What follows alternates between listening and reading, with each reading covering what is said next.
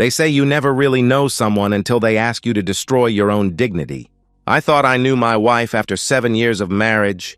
Every laugh line, every morning routine, every dream we'd built together brick by brick. But the woman who sat across from me that Friday night, dressed like she was going somewhere I'd never been invited, asking me to agree to something that would gut our marriage while keeping me around to pay for it. That was a stranger wearing my wife's face. My name is Daniel Foster, and I need to tell you what happened to my marriage. Not for sympathy, I don't need that anymore.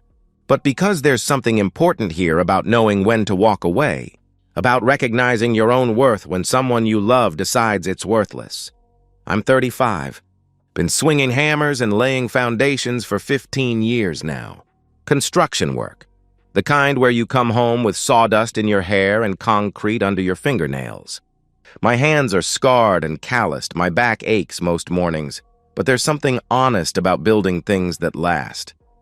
When I frame a house, I know that family will live there for decades. When I pour a foundation, I know it'll hold firm against storms and time. I take pride in that kind of permanence. Michelle and I had been married 7 years when everything fell apart. 7 years of what I thought was a solid foundation, built on trust and mutual respect.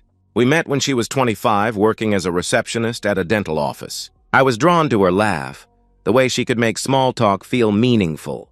She was beautiful in that approachable way, not magazine perfect, but real.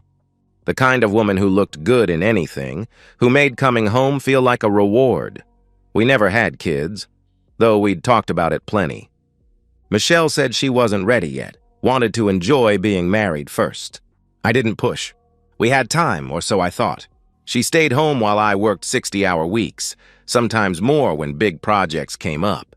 It seemed to work for us. I provided, she managed the house, we built a life together in a modest 2-bedroom in a decent neighborhood.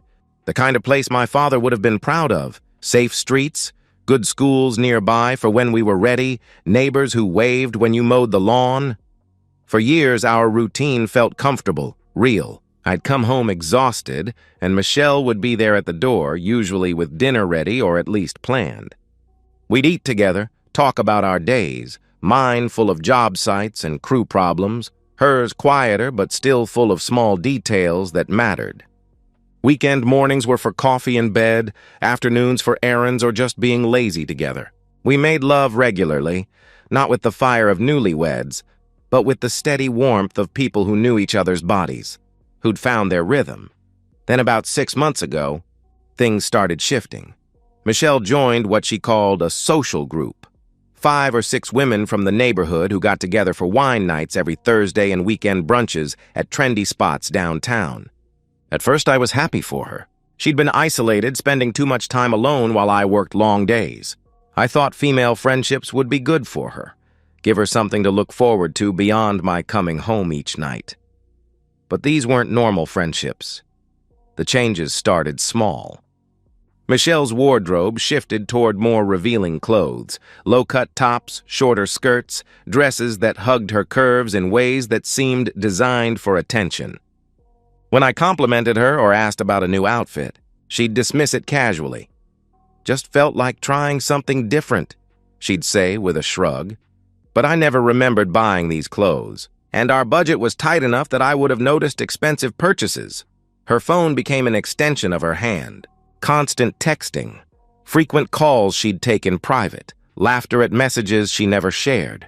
When I'd ask who she was talking to, it was always the same response. "Just the girls," she'd reply with a tone that suggested I shouldn't be interested in women's conversations. Fair enough, I thought. Everyone needs privacy. The intimacy died gradually, then suddenly. Michelle started claiming exhaustion, headaches, stress. When I'd reach for her in bed, she'd stiffen or turn away.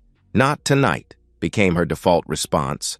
Weekend mornings became rushing to get ready for brunch with the girls. Our quiet moments together evaporated, replaced by her endless preparation for social events I wasn't invited to. But it was the dinner conversations that really opened my eyes.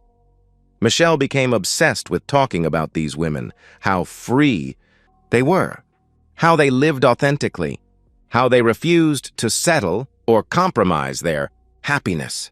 She'd go on about Sarah, who left her husband because he was holding her back, or Jennifer, who was exploring her options while technically still married. Every story seemed designed to plant seeds, to make me understand that staying in one relationship was somehow limiting, that commitment was a trap rather than a choice. I started paying closer attention to the details.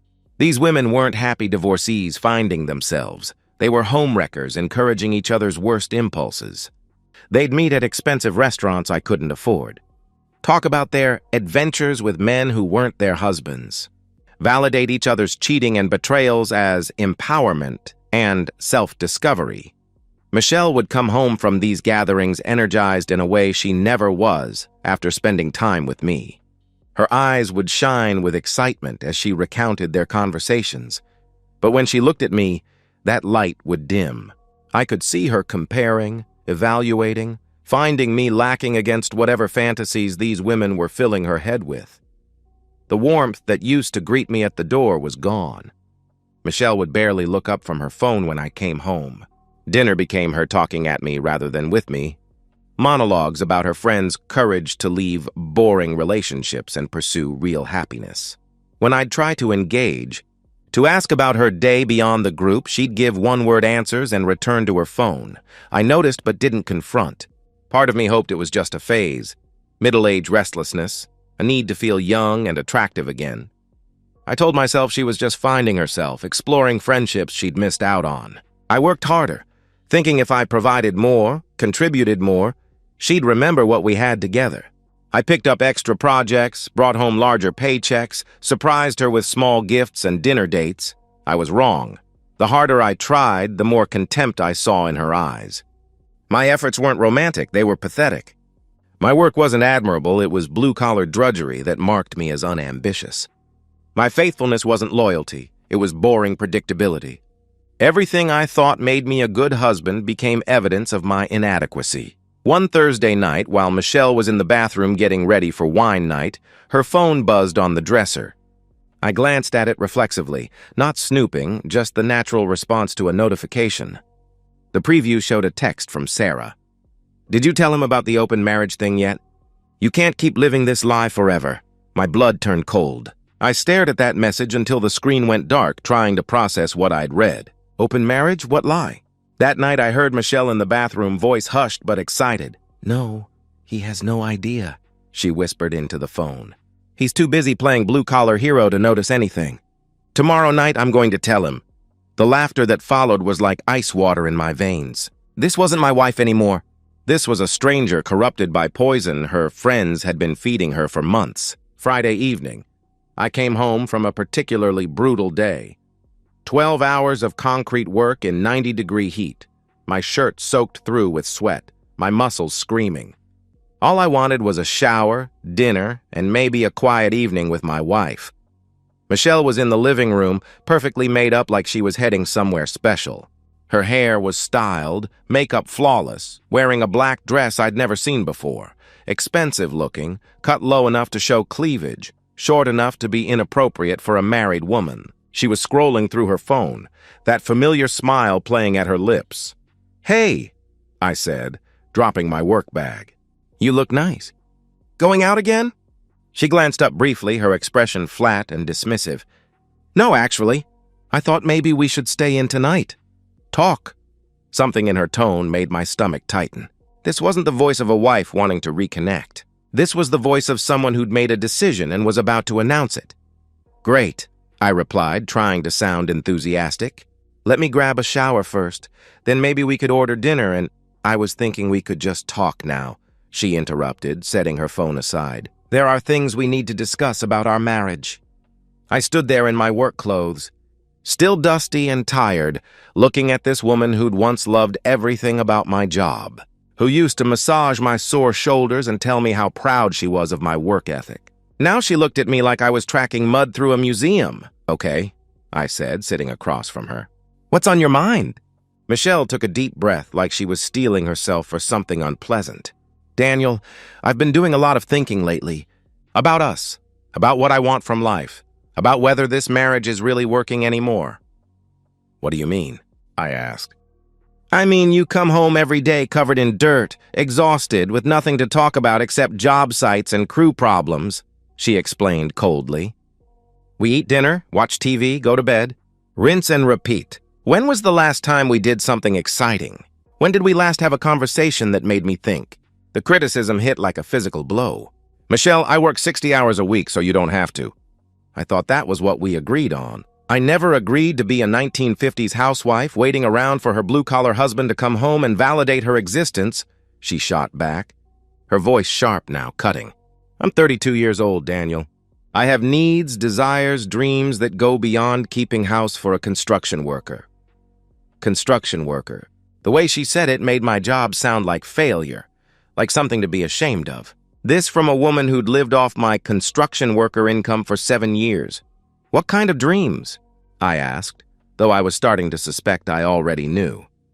Michelle shifted in her chair, gathering courage for whatever bombshell she was about to drop. I want to feel alive again, Daniel. I want passion, excitement, connection with people who stimulate me intellectually and emotionally. And I don't stimulate you? I questioned. Not anymore, she replied without hesitation. Maybe you never did, and I was just too young to realize it. 7 years of marriage dismissed as youthful ignorance. 7 years of love and loyalty reduced to a mistake she'd outgrown. So what are you saying? You want a divorce? I asked. No, she said quickly. I don't want to throw away everything we've built together. The house, the financial security, the stability. I just want more. I stared at her, waiting for the other shoe to drop.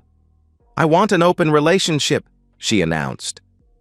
The words hung in the air like smoke from an explosion. For a moment, I couldn't process what she'd said. An open relationship. She wanted to stay married to me but sleep with other men. You want what? I managed to say. An open marriage, she repeated. I want the freedom to explore other connections while maintaining what we have here. Lots of couples do it, Daniel. It's called being mature about relationships. I could hear the rehearsed quality in her voice, like she'd practiced this speech. You want me to let you cheat on me? I stated flatly. It's not cheating if we both agree to it, she responded defensively. It's honesty. It's admitting that monogamy is an outdated concept that doesn't work for everyone. So you've already picked out the guy you want to be intimate with? I asked bluntly. She flinched at my language but didn't back down. There might be someone, yes. But that's not the point. The point is freedom, authenticity, not being trapped by arbitrary rules. I felt something cold and final settling in my chest. And what do I get out of this arrangement? You get to stay married to me, she answered. You get to keep the life we've built. And you get the same freedoms I'm asking for. I don't want to have intimacy with other women, Michelle. I want to be married to my wife, I replied. That's your choice, she said coldly. But you can't make that choice for me anymore. The mask was completely off now. She wanted the security I provided while getting her thrills somewhere else. She wanted me to be her cuckold. No, I said firmly. The word came out harder than I'd intended, but I meant it completely. No, she repeated, surprised. I'm not doing it. I'm not agreeing to an open marriage. I'm not giving you permission to cheat on me while I pay your bills, I declared. Michelle's expression shifted from surprise to anger. You can't just refuse to discuss this? I'm not discussing it. I'm rejecting it. Completely, I answered. This is exactly what I'm talking about. She exploded. You're so rigid, so closed-minded. You can't even have an adult conversation about what I need. What you need is to have intimacy with other men while staying married to me. Did I miss anything? I responded. You're being crude and reductive, she snapped. This is about emotional fulfillment. It's about you wanting to be a while keeping a husband, I interrupted. She stood up sharply, face flushed with anger. How dare you call me that? What else do you call a married woman who wants to sleep around? I asked.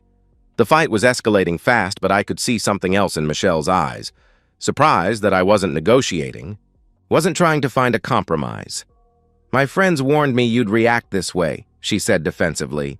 They said men like you can't handle strong women who know what they want. There it was. Her sisters had coached her through this entire conversation. Your friends, I said slowly. The ones encouraging you to destroy your marriage. They're encouraging me to live authentically. To stop settling for less than I deserve, she replied. "And what you deserve is a husband who pays the bills while you sleep with other men," I stated. "If you can't give me what I need emotionally and physically, then yes, I deserve to find it elsewhere," she answered defiantly. I looked at this woman I'd loved for 7 years, really looked at her. The contempt in her eyes wasn't new. I could see now that it had been building for months. "Then leave," I said. The words came out calm, final, without anger or pleading. "What?" she asked, stunned. "If I can't give you what you deserve, then leave. Get a divorce. Find a man who can," I explained. Michelle stared at me like I'd slapped her. This wasn't in the script her friends had provided. "You're not serious?" she whispered. "Dead serious. You want freedom? Take it. You want to explore other connections? Do it." "But you're not doing it while married to me," I replied firmly. She tried different approaches: tears, promises, seduction. I physically removed her hand when she touched my arm. "You're not staying here," I told her. She grabbed her purse and keys, face twisted with rage. "You'll regret this, Daniel. You'll realize what you lost, and by then it'll be too late. The only thing I'm losing is a wife who wants to cheat on me." "I'll survive," I answered. Michelle slammed the door so hard the windows rattled. I heard her car start, tires squealing as she backed out. My phone was in my hand before I consciously decided to pick it up. I opened the browser and typed, "Best divorce attorney near me." My hands didn't shake. I called in sick the next morning. First time in 3 years I'd missed work for something that wasn't the flu. By 8 a.m., I was sitting in the waiting room of Williams & Associates. Family law. Robert Williams had 15 years of experience and specialized in high-asset divorces. The consultation room was exactly what you'd expect. Leather chairs, law books, diplomas covering one wall. Williams himself was mid-50s, gray at the temples, wearing an expensive suit. But he didn't look at me like I was out of place. "Tell me what happened," he said, pulling out a legal pad.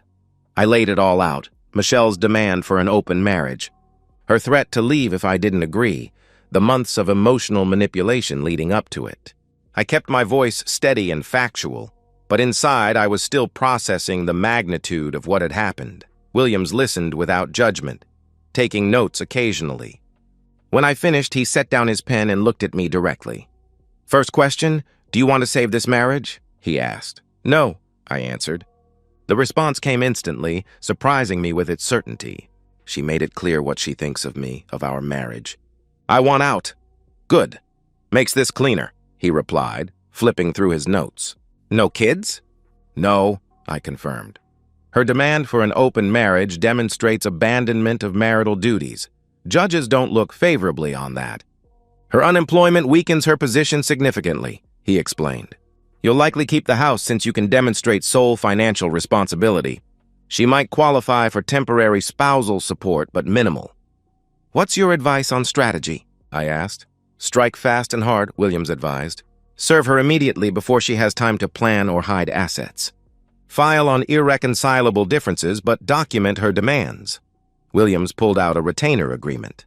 "I'll need $5,000 down. We can have papers drawn up by Monday, served by Tuesday. Can we do it faster?" I asked. He looked up from the contract. "How fast?" "Today. This afternoon," I replied. Williams studied me for a moment, probably trying to gauge whether this was emotional impulse or calculated decision. "It'll cost extra for rush service.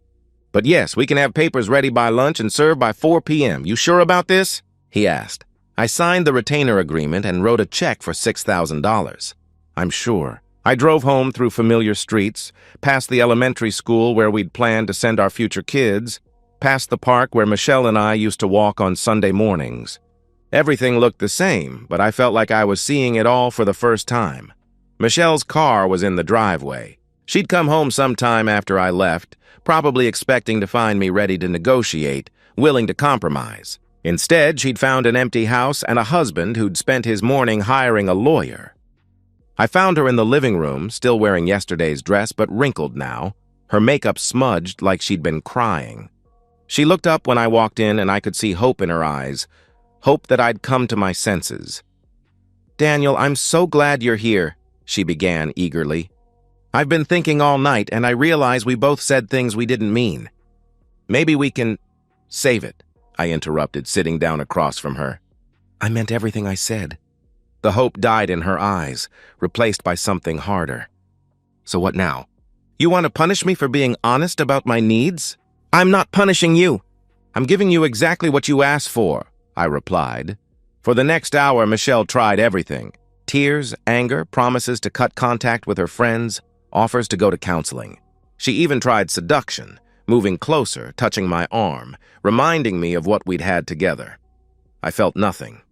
Every word sounded hollow, every touch felt manipulative. She was only sorry because there were consequences now. At 3:45 p.m., I heard a car door slam outside. Michelle was in the middle of another tearful plea when the doorbell rang. Expecting someone?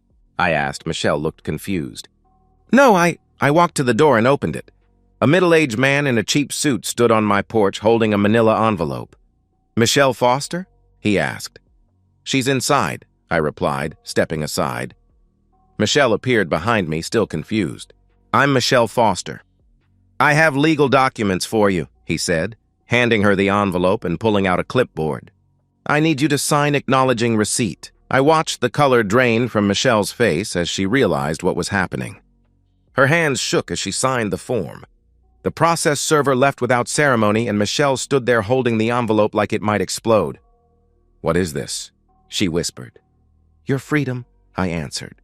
She tore open the envelope, pulled out the divorce papers, and read the first page. Her face went through a series of expressions: disbelief, shock, then rage. You filed for divorce? Today? She asked incredulously.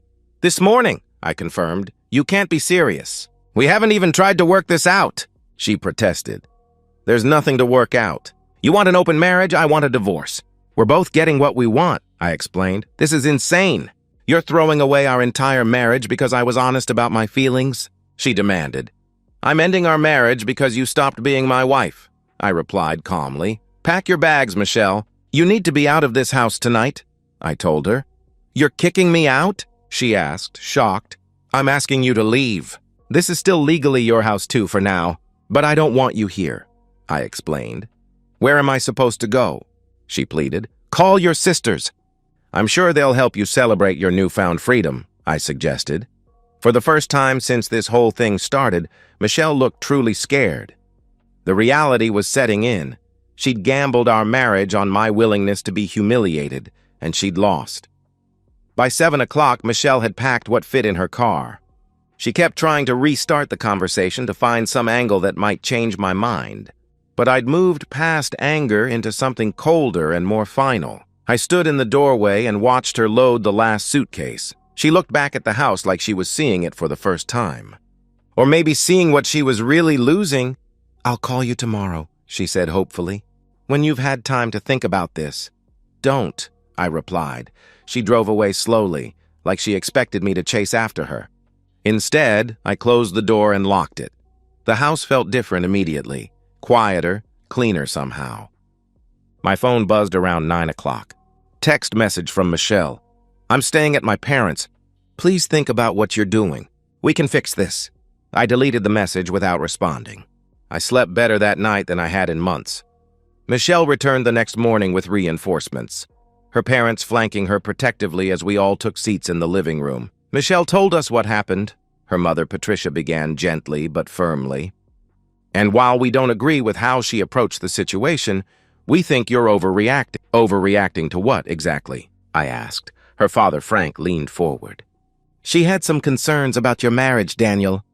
Maybe she didn't express them perfectly, but throwing her out and filing for divorce? That's extreme. I looked at Michelle. Did you tell them what you actually asked for? Michelle's eyes darted away. I told them we had a disagreement about the future of our relationship. That's an interesting way to put it, I replied. Turning to her parents, I continued. Did she mention that she demanded an open marriage? That she wanted permission to sleep with other men while staying married to me? The silence that followed was deafening. Patricia's expression shifted from sympathetic to confused. Frank looked like he'd been punched in the stomach. Michelle? Frank's voice was dangerously quiet. Is that true? Michelle squirmed under her father's gaze. It's more complicated than that. Did you or did you not ask Daniel to agree to an open marriage? He demanded. I suggested that maybe we could explore, she stammered. Jesus Christ, Frank interrupted, putting his head in his hands. Michelle, what the hell were you thinking? Those women, Patricia said suddenly, understanding dawning in her voice.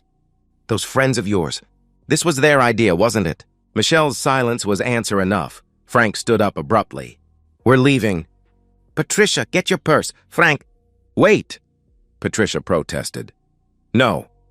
I'm not sitting in this man's house and listening to our daughter explain why she thought it was acceptable to destroy her marriage, he declared firmly. Looking at Michelle with disgust, he added, I raised you better than this. Daddy, please, Michelle pleaded. Don't daddy me. You made your choice. You wanted to act like a single woman? Now you are one, he replied coldly. Patricia tried to mediate. Michelle, honey, maybe you could apologize, try to work things out. There's nothing to work out, I interjected. Your daughter made it very clear what she thinks of me and our marriage. I'm just giving her what she asked for. I made a mistake, Michelle protested desperately. I got bad advice from friends who I thought cared about me. But that doesn't mean we have to throw away 7 years. You threw it away, Frank said coldly. The moment you decided Daniel wasn't enough for you. After they left, the house felt even quieter. Michelle's parents had seen the situation clearly and supported my decision. That meant more than they probably knew. My phone started ringing around noon. Michelle calling from her parents' house. I let it go to voicemail. Tears, apologies, promises to do better, pleas for me to reconsider. I deleted it. She called 6 more times that day. I didn't answer any of them. The next few days followed a pattern. Multiple calls, increasingly desperate voicemails, long texts explaining how sorry she was. She showed up at the house twice. I didn't answer the door. On Thursday, she sent a particularly long text. I left the group, told them I never wanted to see them again. I know what they did to me, how they poisoned my mind against you. Please, Daniel, can we just talk? I'll do anything to fix this. I called Robert Williams instead. She's panicking, I told him. Calling constantly, showing up at the house, promising to change everything. Classic pattern, Williams replied. Reality is setting in. Any contact from her lawyer yet? I don't think she's hired one, I answered. She will. Probably shopping around, trying to find someone who'll take the case on contingency. Unemployed spouse in a divorce has limited options, he explained. That night, Michelle tried a different approach. Instead of calling, she came to the house around 9 p.m. and sat in her car in the driveway. Just sat there like she was waiting for me to come out and invite her back in. I watched her through the bedroom window. She looked pathetic, slumped over the steering wheel, occasionally wiping her eyes. This woman who'd been so confident when she'd demanded an open marriage was now reduced to camping in my driveway like a stalker.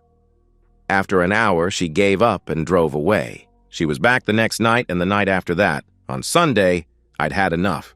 When I saw her car pull up, I walked outside and approached the driver's side window. Michelle rolled it down eagerly, hope lighting up her face.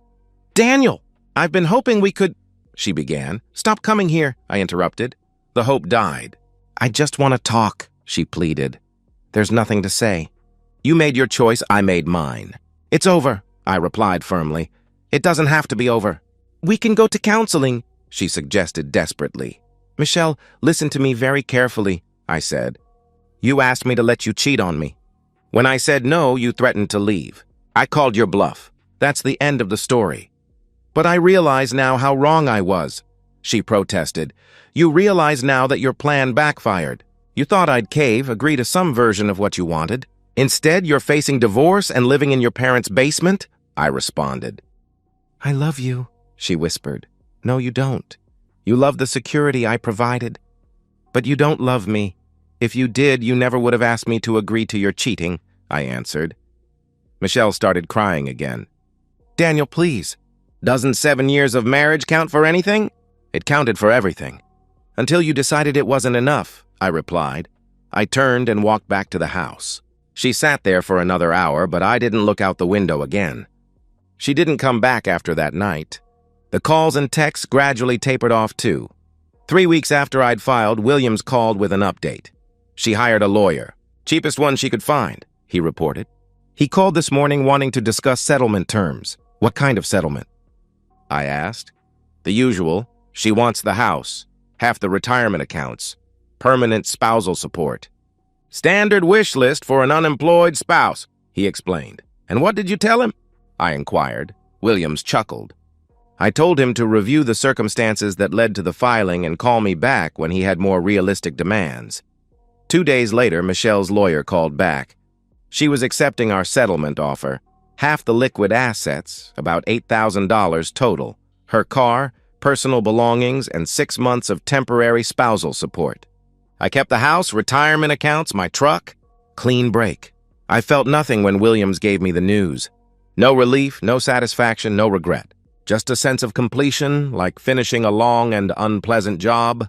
The courthouse was exactly what you'd expect. Marble floors, fluorescent lighting, and institutional atmosphere that made everything feel final and official. I sat in the hallway outside courtroom 3C, wearing the same suit I'd worn to our wedding 7 years earlier. Michelle arrived 15 minutes late with her bargain basement lawyer. She looked terrible, thin, pale, wearing a dress that looked like it came from a clearance rack. The confident woman who demanded an open marriage 3 months ago had been replaced by someone who looked defeated and desperate. When they called our case, we filed into the courtroom like opposing armies laying down weapons.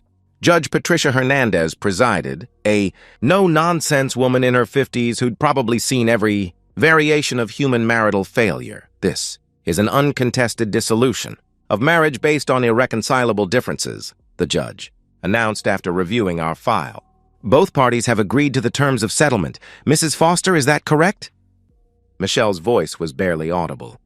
Yes, Your Honor. Mr. Foster? The judge asked. Yes, Your Honor, I confirmed.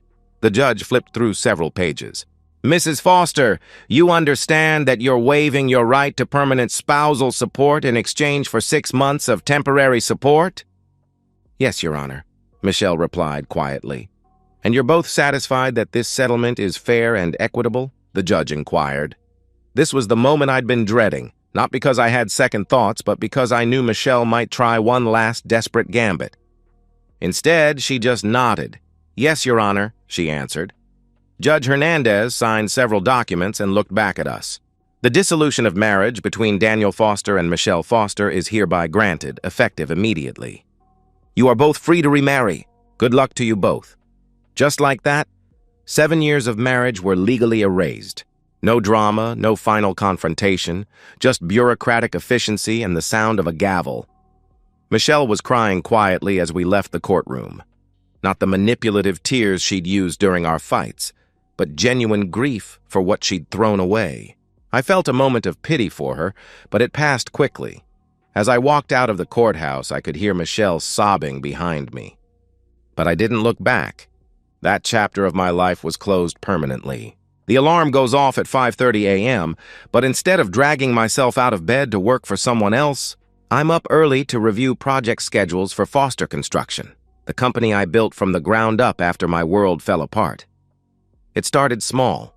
2 years after the divorce, I used my savings and a business loan to buy a truck and tools, took on small residential jobs. Now Foster Construction employs 15 people and handles everything from custom homes to commercial renovations. Last year, we pulled in $800,000 in revenue. The modest house I'd fought to keep in the divorce has been transformed, expanded, upgraded, now worth triple what Michelle and I originally paid. But the real transformation isn't in the business or the house. It's in the man who owns both. Sarah Martinez came into my life 3 years ago. She was a high school English teacher, 34, never married, fiercely independent. While renovating her sister's kitchen, Sarah asked intelligent questions about the structural work, seemed genuinely interested in the craftsmanship. Most people just want to know when it'll be finished, I told her over coffee a week later. You actually cared about how it gets done. I like understanding how things work, she replied with a smile. Whether it's literature or load-bearing walls, we took it slow. Sarah had her own house, career, retirement accounts. She didn't need me to provide for her or give her life meaning. She wanted me in her life because she enjoyed my company. The difference was profound. There was no game playing, no manipulation, no hidden agendas. When Sarah had concerns, she addressed them directly. After years of trying to decode Michelle's passive-aggressive hints, Sarah's straightforward communication felt like a revelation. Last year, we moved in together, into my house, which Sarah helped redesign. She insisted on paying her share despite my protests that I could handle the expenses. "I'm not interested in being supported," she said firmly. "I'm interested in being a partner." Last month I proposed, not with desperate hope of locking down someone I was afraid of losing, but with calm confidence of a man who'd found someone worth building a life with. Sarah said yes immediately, then surprised me. "I've already talked to my lawyer about a prenup," she announced. "I think we should both protect what we've built independently." If Michelle had suggested that, I would have been hurt. From Sarah, it just made sense. We were both established adults with assets and careers. Meanwhile, Michelle's life had remained frozen in consequences. I don't actively keep tabs on my ex-wife, but in a town this size, information travels. She still lives with her parents, though they're both pushing 70 now. She works full-time at a medical office. Better than the nail salon job she'd taken immediately after the divorce, but still far from the comfortable life she'd given up. She never remarried. Friends mentioned seeing her on dating apps, but apparently men aren't lining up to marry a woman whose previous husband divorced her for demanding an open relationship. The story had made rounds in our social circle. People occasionally ask if I regret being so harsh with Michelle. I wasn't harsh, I was self-respecting. Michelle made a choice to value her desires over our marriage. I responded by valuing my dignity over her presence in my life. Sarah and I are planning a small wedding, immediate family and close friends. We're both older, more settled, less interested in spectacle than substance. "Think you'll want kids?" Sarah asked recently as we discussed our future.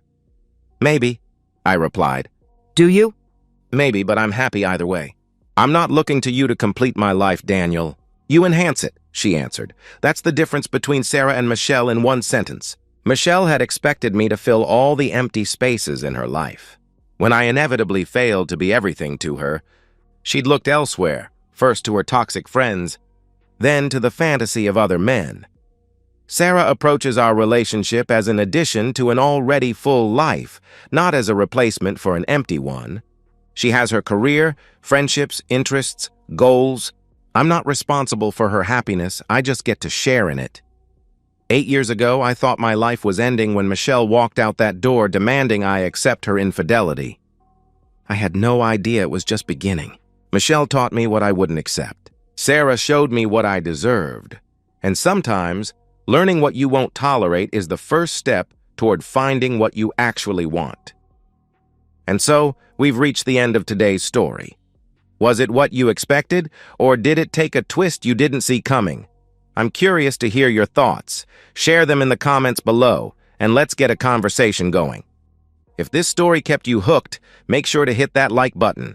And if you're new here or just haven't subscribed yet, now's the perfect time to join our community.